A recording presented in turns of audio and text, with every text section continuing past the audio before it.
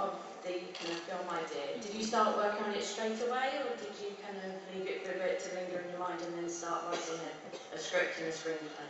Well, one of the producers came into the edit suite and said, I really want to make a science fiction film. Have you got any ideas? And so this is a couple of days later, and I literally said, well, yeah, I had this dream. And so I told it to him, that sounds great, I mean, it's all a bit, it all sounds a bit made up now, I tell you now. But yeah, we were fairly shortly afterwards into writing the scripts with my friend Mark Stay, who's here today somewhere. There he is. So no, not really. It kind of, for a British movie, it got developed pretty quickly. And the idea seems to capture people's imaginations. Thank you. Who's next? It's very dark out. Jodie. Hello, hi. Hi. Yeah, this question's for both of you, and you can answer honestly because he's not here. But I've heard that Ben Kingsley is extremely precious about the way he's treated on set. Did he make you call him Sir Ben Kingsley? No. I call him Ben.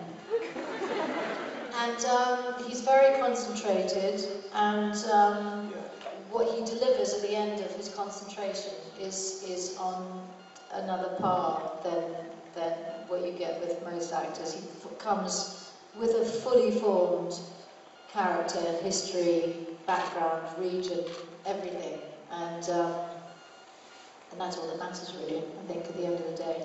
Who do you prefer acting with, Jamie Dornan or Ben Kingsley? That's not fair. I love the ugly scenes with Jamie Dornan.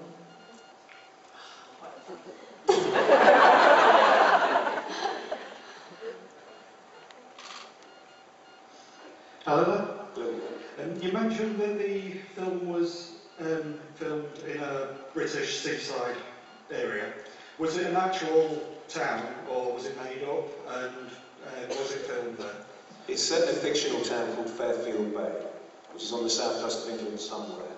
We don't quite say where. And we actually shot it in the Isle of Man partly and in Northern Ireland partly. And it's kind of they're kind of Frankenstein together, the two towns that we shot it.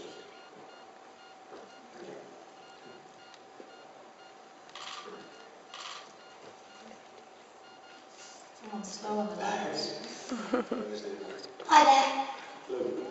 This one's for Gillian. What was your favourite part filming? How old are you? 11. Fantastic. My favourite part filming in this movie, or my favourite part that I've ever filmed In this film. in this film, the favourite bit of the film, the favourite scene that I enjoyed.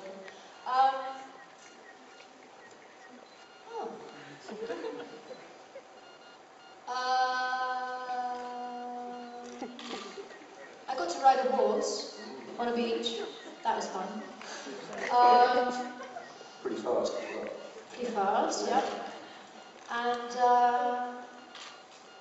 don't know, it was a bit, my bits were a bit discombobulated, but I loved the set of the house that we were contained in for so long. It was really well designed, and it was a really nice environment to be in, because you felt the history and what they've been up to for that period of time, and the level of claustrophobia and depression that had set in.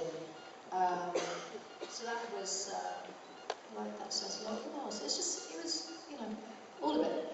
Thank you. You're welcome. Yes. This is a question for both of you, but Gillian, your X-Files character was a big role model for me growing up. And I wanted to ask, what kinds of values did you consciously try to put in your character in this movie? In X-Files? Or in Robot Overlord? In Robot Overlord.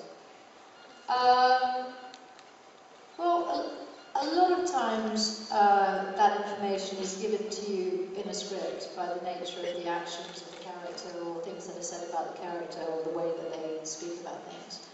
And I mean, it was clear that she is a good person and is just trying to do her best as a mum, and she's a teacher. And I think for something like Scully, it was very important that she had very clear, distinct attributes that it was important that I stick to on a regular basis. And I think that actually she brought more to me as a bit of a renegade prior to that than I necessarily brought to her, because I felt like Scully taught me quite a lot over the years.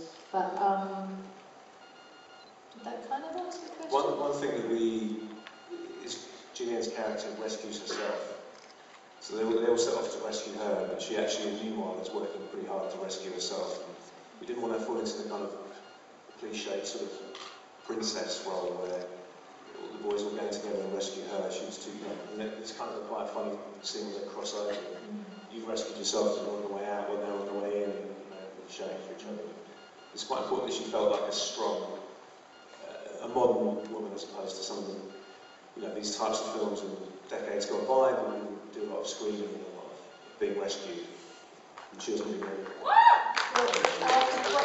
What's interesting about the character is she's been worn down by the fact that they've been made to stay indoors for so many years, and Ben Kingsley's character has a bit of a crush on her, and he's keeps popping up everywhere and bringing her gifts and offering a future, and she's appropriately wary of his attentions. And so the mixture of that creepiness and the fact that they're stuck, and she's settled into this rather gloomy place, and so the fact that at a certain point she finds a fire inside of her to join the kids and to go on this adventure is a kind of a re-blossoming of her as a person, which is just a nice arc.